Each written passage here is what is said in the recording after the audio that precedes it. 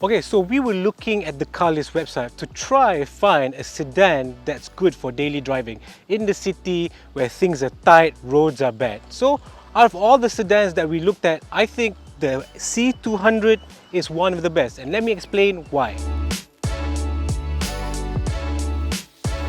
This particular example has 51,000 kilometers on the clock, so it's quite young. Plus, it's got a full cycle and carriage record, and it has, of course, Carlist Qualified, which makes it one of the best used cars you can buy. This is an exemplary used car you should look at. A full service record and Carlist Qualified backing you up all the way. Okay, so this C200 has got the Avantgarde trim, which means it's a bit sportier than the other trims, of course. Brand new, this car was 270,000 ringgit.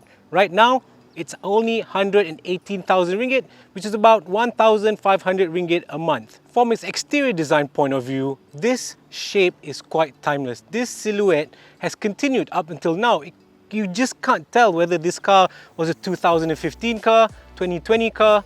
It still looks fresh, and that is one of the reasons why I also think it's a good used car to buy. Okay, under the bonnet of this C200 is a 2-litre turbocharged engine, pushing out 184 HP and 300 Newton meters of torque. That will get you 0 to 100 in 7.3 seconds. It's also got a 7-speed automatic transmission, which is silky smooth. This engine, by the way, is one of the most robust 2-litre engines you can find anywhere. Okay, if you've looked at the newer generation Mercedes, yes, you might say that this interior feels a bit tired.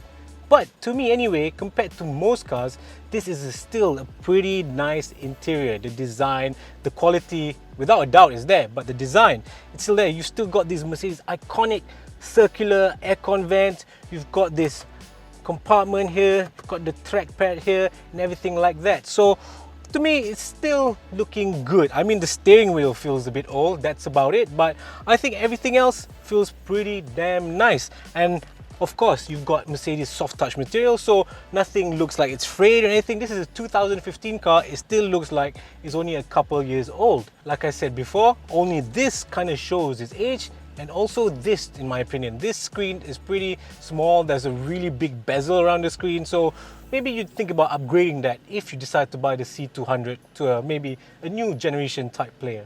So in a rear-wheel drive car, rear space is always at a premium because of its layout. But in the C200, it is quite respectable.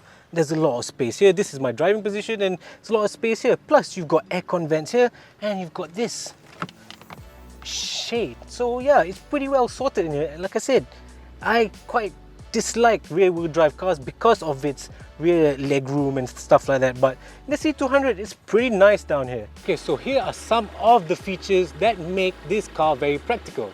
As you can see, powered front seats, auto lights, cruise control, and on the safety front it has 7 airbags here, everywhere. So I think because it's a C-Class, people expect it not to have much boot space compared to an E-Class or an S-Class, but it has got a very deep boot, so it's got a lot of space. You can fill up the boot with a lot of things, including 2 large bags, okay? So here's the interesting quirk that I like about this car, right? So this car, the Avantgarde trim, has got Mercedes' agility control suspension, which means it's lowered the car by 15 millimeters, increasing its appeal when it comes to its stunts. But saying that, however, it hasn't affected its ride. It's pretty nice to sit down and drive this car. It's not too harsh, which I'll explain a little bit later in the driving impression.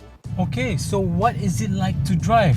Okay, obviously people, when they buy the C-Class, obviously they're gonna ask, what's it like compared to a 3 Series? Okay, when it comes to handling, this 3 Series is better, but not by much, by this much. Because this generation C-Class was the turning point when Mercedes thought, okay, we got to make better handling cars, and this is it, to just kind of compete with the 3 Series.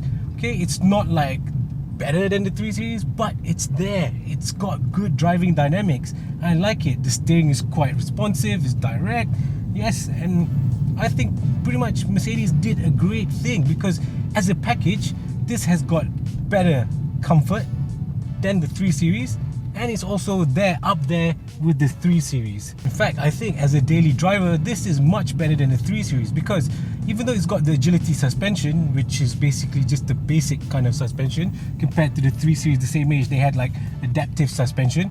This is doing great. Okay, let's example here. I'm going over a speed hump.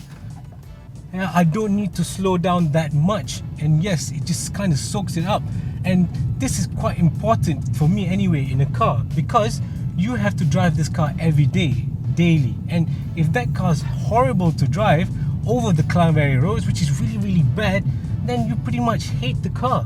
But this, I'm not in some good condition roads right now, and it's just smoothing and just floating over it. It's just beautiful. So what about the power? Why not buy a more powerful C-Class, C250, 300, whatever, on top of it? Well, this is C200, it's got a 2-litre engine, and check this out.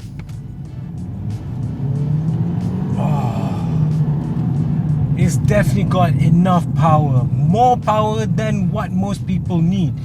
That power can come in very useful in many situations. Let's say if you're gonna do a turn off and you've kind of messed up, you're in the wrong lane, you have the power to overtake cars in front of you, to go in front and make that lane.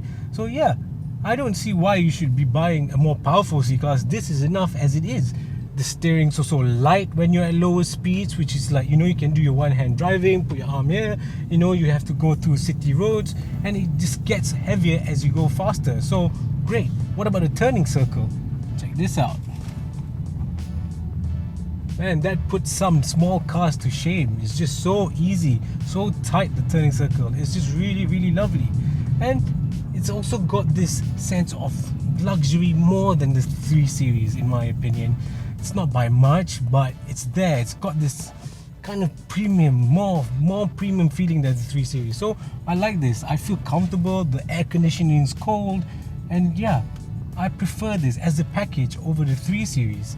Yes, the 3 Series might have better, you know, corner carving capabilities, but this too has it, and you know, you wouldn't be asking for more, because at the end of the day, you're going to be driving this all the time, and that is what it can deliver: a good daily driving experience, comfort, premium, luxury feel. So if you're looking for a used sedan that can handle all the bad roads in the Klang Valley, that's quite comfortable, feels premium, the C200 is pretty hard to beat. It pretty much has everything, okay? And I think a lot of people, even your passengers, will be really happy to be in the C200. Yes, there are the more powerful C-Classes, but this is enough. The engine is quite robust and strong. So we'd like to thank our friends at Radiant Motors, and if you'd like to see this particular car, you can visit them at Sungai Bersih here, and you can check out their listings at Carlist.my. So if you like this kind of content, stay tuned to our channel as we'll be bringing more of this type of content to you soon.